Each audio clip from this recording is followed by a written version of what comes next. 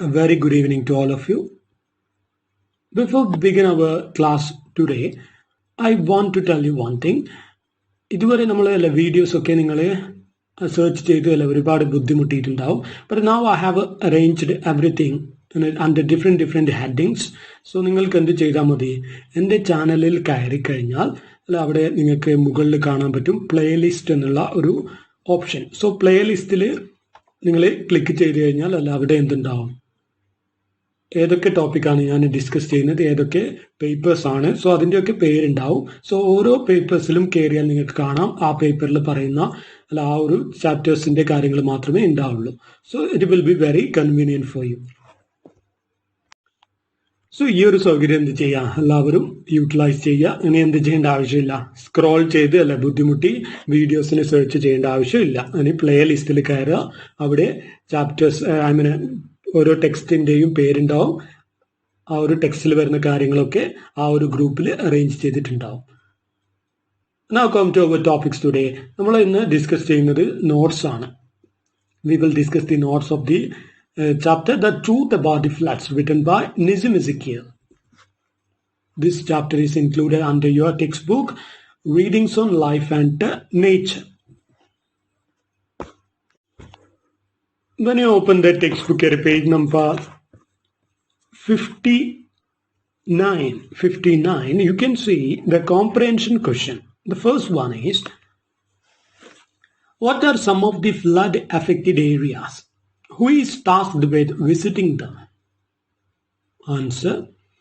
The flood affected areas are the coastal areas of Odisha, which includes Balasore, Mayurbhanj, Cuttack, Mandaspo, Ardha, etc. A reporter is tasked with visiting these places in order to give a clear and fair account of the flood-affected people's lives. Now moving on to the second question. Identify the officials' claim about the flood in their district. Answer. The officials, as in any such case, claim that their area is the one which suffers the most as a result of the flood. After telling this, they show the reporter some statistics of relief work done. Now we will move on to the third question. Describe the village when the poet visited it after the floods. Answer. When the reporter reaches the flood-affected areas, he could see that all the houses collapsed. Many houses were washed away and the people were helplessly looking at the sky.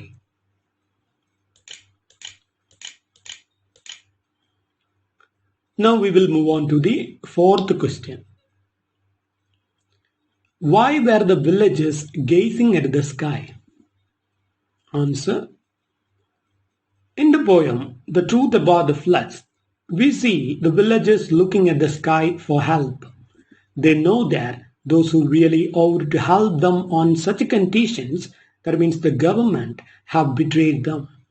They have no more hope on the government, and so they believe that now only God can help them. Now moving on to the fifth question. What did the villagers say about the flood? Answer. The villagers say that the flood appeared suddenly at night when they were all asleep. When they woke up, they were already engulfed by the flood. Some of them took shelters on the treetops. Now the sixth question.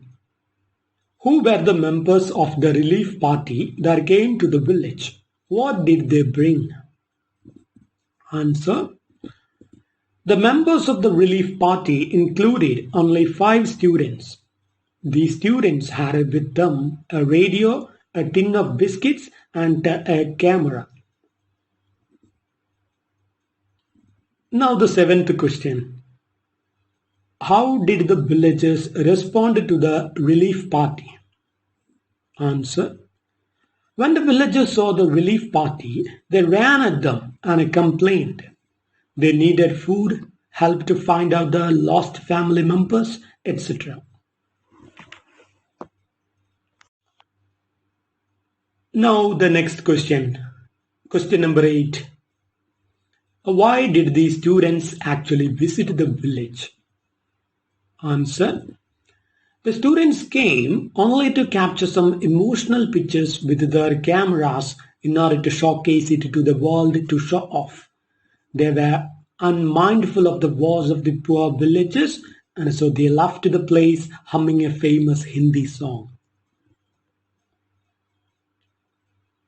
Now the ninth question. How did the villagers respond to the poet's request to help him organize relief? Why? Answer. The villagers, first of all, make it sure that the man is not from the government. They have a non-compromising attitude towards the government since they are always neglected. The villagers turn their backs at the poet until he admits that he is not from the government.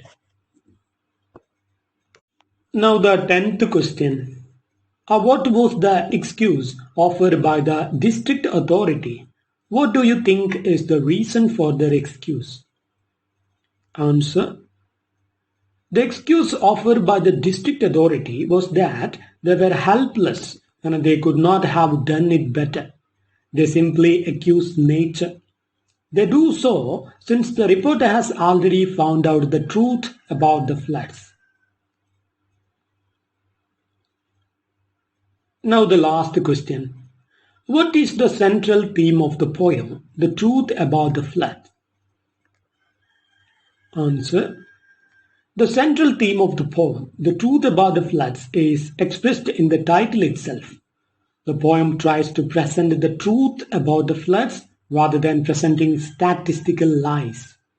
The government has already presented the lies about the floods. His is the true account of the floods.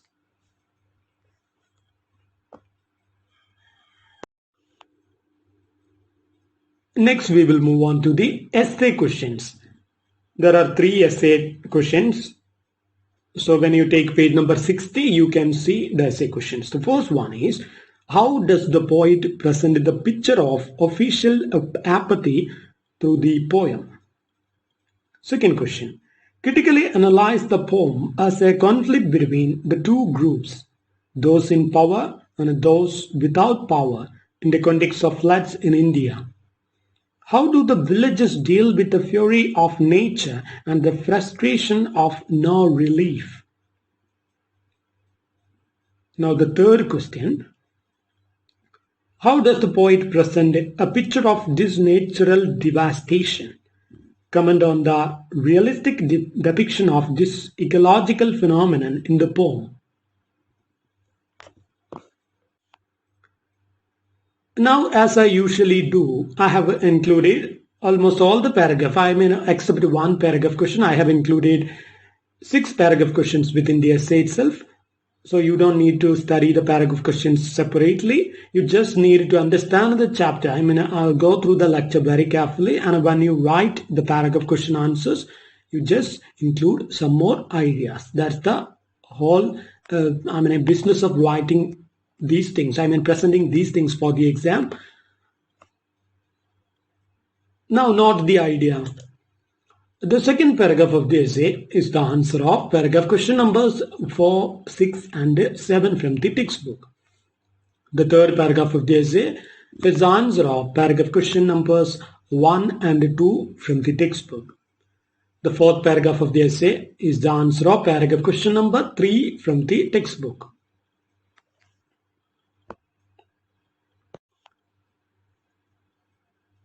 Now let's move on to the introduction paragraph.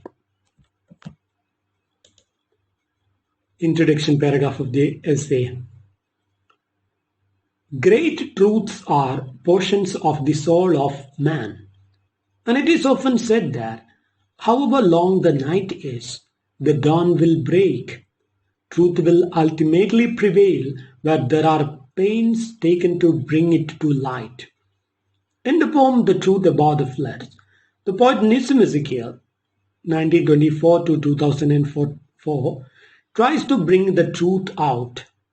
Here in the poem, there is a journalist who visits a long urban area where people are living under the belt of poverty. He says that people there were living in bad conditions and there was no one to help. The poem is based on a report by V.K. Dikshit in the Indian Express, Bombay, 25th September 1967. Now we will move on to the second paragraph of the essay. So as I said, the second paragraph of the essay is the answer of paragraph question number 4, 6 and 7 from the textbook. Paragraph question number 4 from the textbook is, why does the poet say that it is difficult to get at the truth about the floods? Paragraph question number 6. Write a note on the significance of the title of the poem, The Truth About the Floods. Paragraph question number 7. A comment on the apathy and the indifference of the government officials towards the flood victims.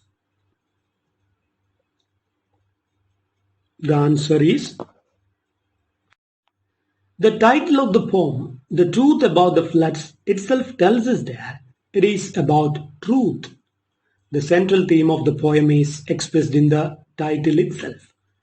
The poem tries to present the truth about the floods rather than presenting statistical lies. The government has already presented the lies about the floods.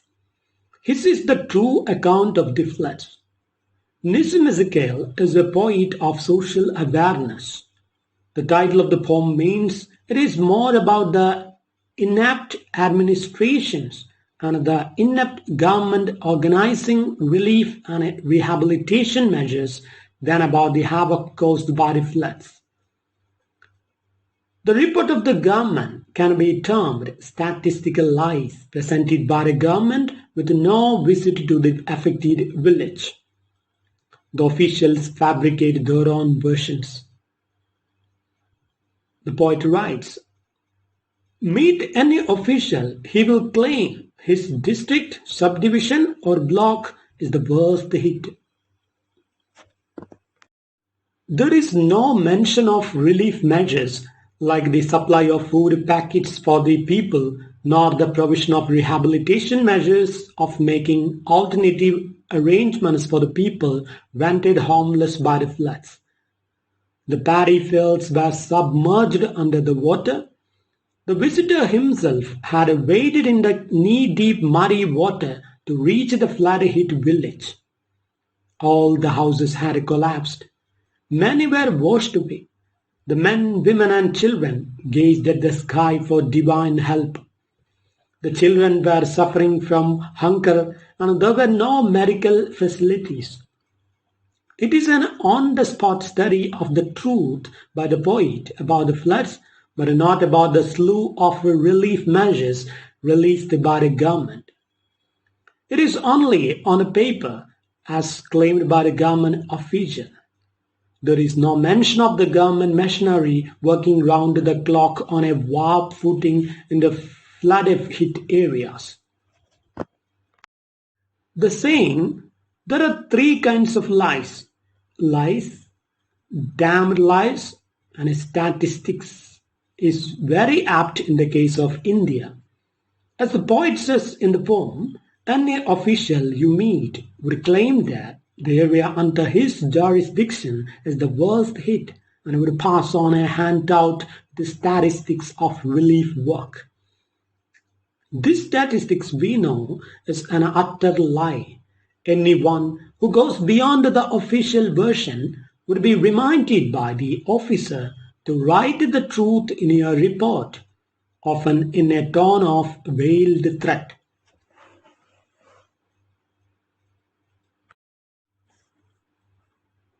Now we will move on to the third paragraph of the essay. As I said, the third paragraph of the essay is the answer of paragraph question number 1 and 2 from the textbook. So paragraph question number 1 is, what is the picture of the flood-affected districts that emerges from the poem? The second question is, Write a note on the reaction of the villagers to the flood. The answer.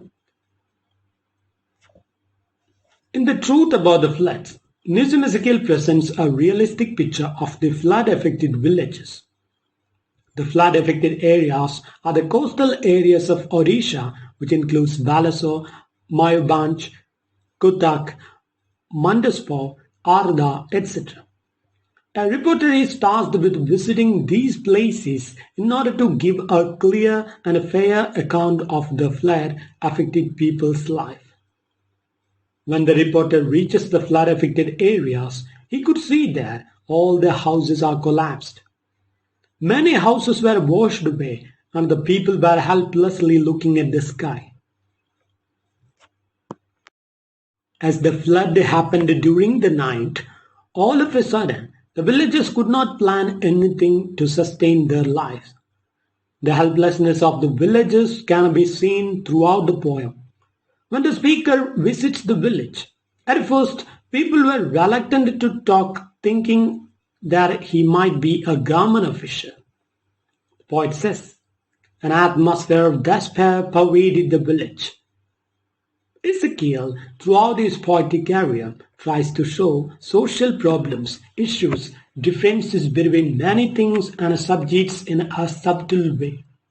And in order to do so, he takes the medium irony, satire, and humor, as his prime goal is to rectify Indians and their problems.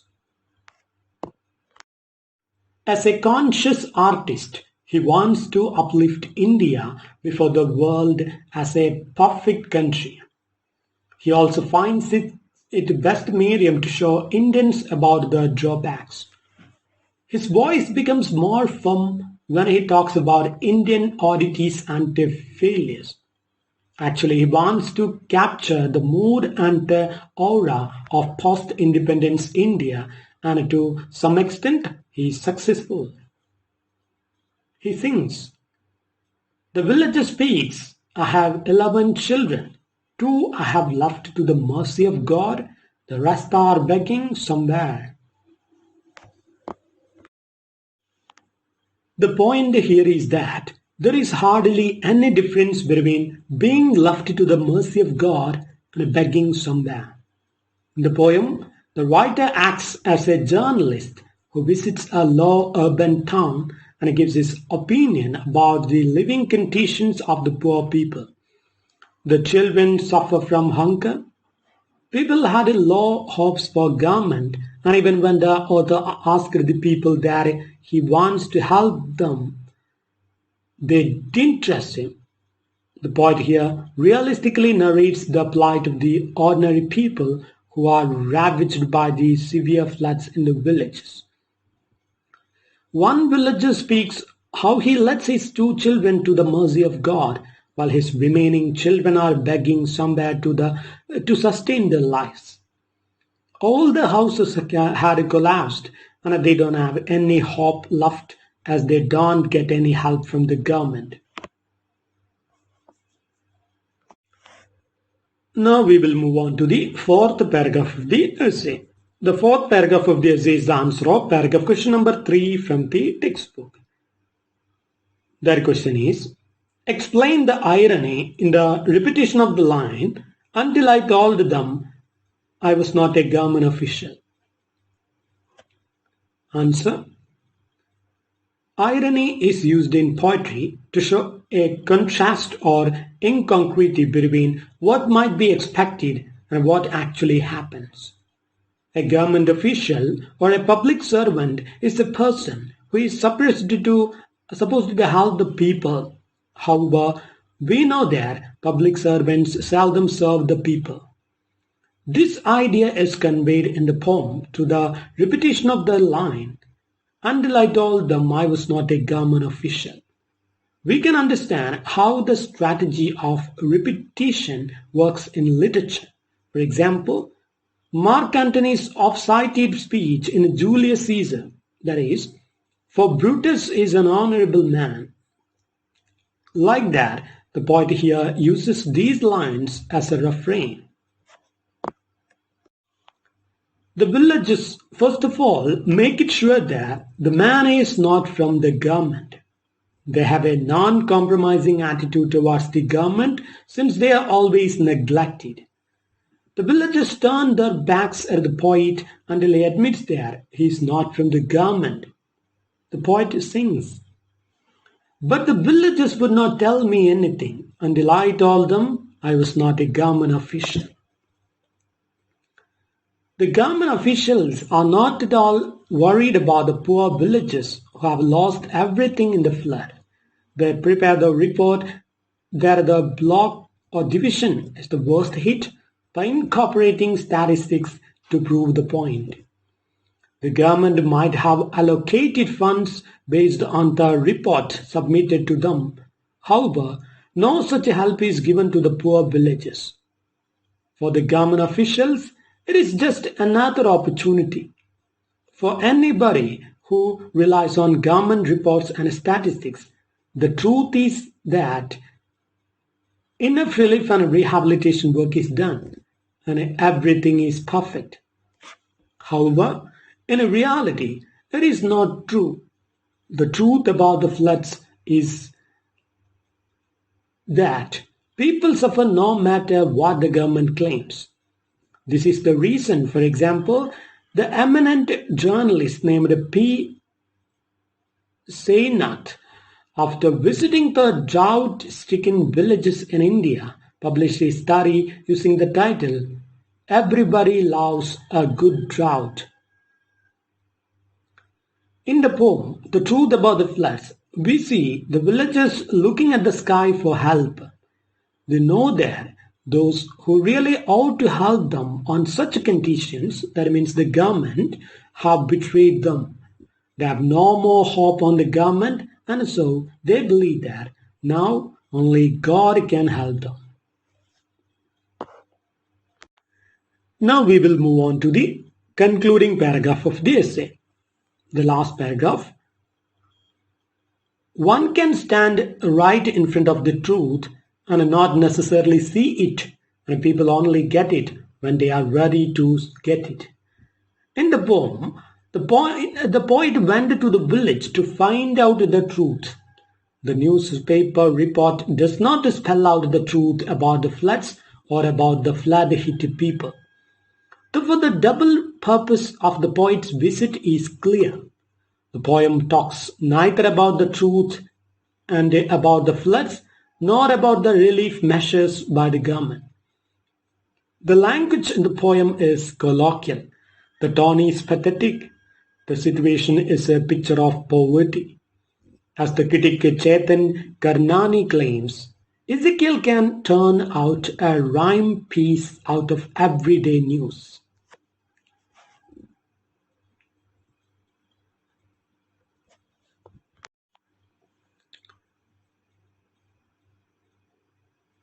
Next, we will move on to the remaining paragraph question. That is paragraph question number 5.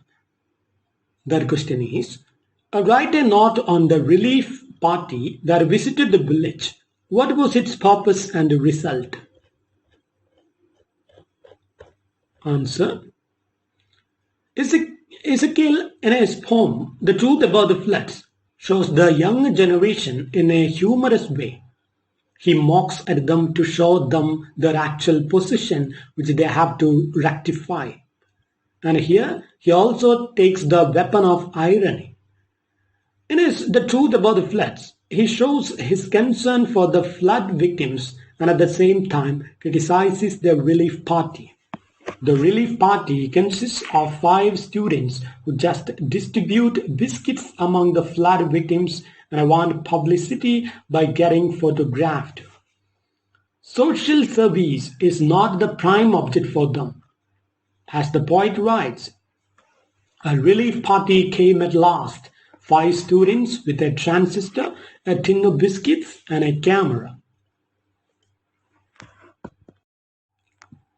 Ezekiel is such a conscious artist and critic that even in his poems of love and marriage, his irony and satire go hand in hand.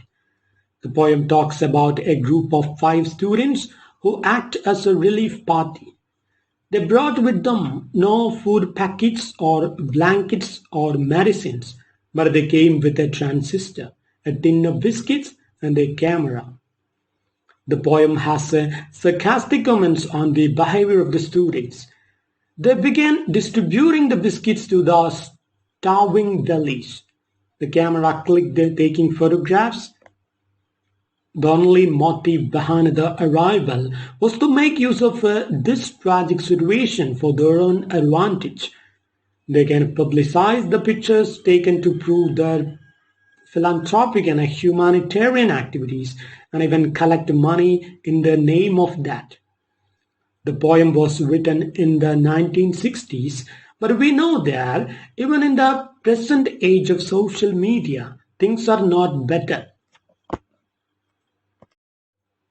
The tinge of irony is in the phrase, a tin of biscuits. Are the cookies meant for the students, volunteers, or the people affected by the floods? The group of 5 students is ironically called a relief party, but they bring no relief measures to the people.